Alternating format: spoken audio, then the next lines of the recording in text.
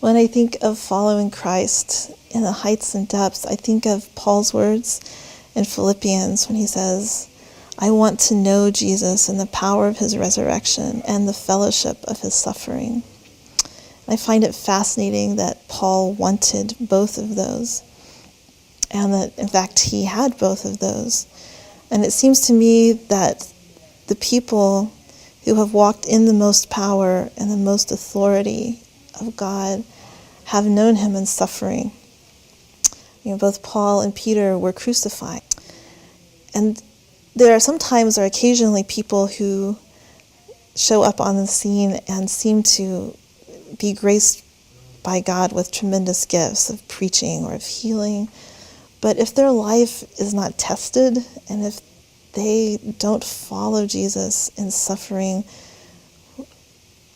when we look back, we tend not to trust them or know that they were really like Jesus.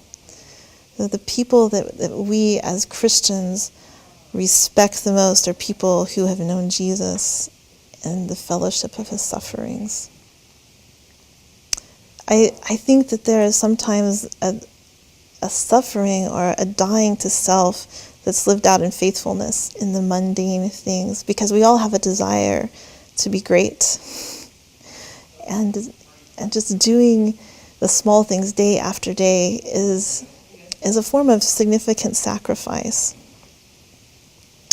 I think of my life with my husband.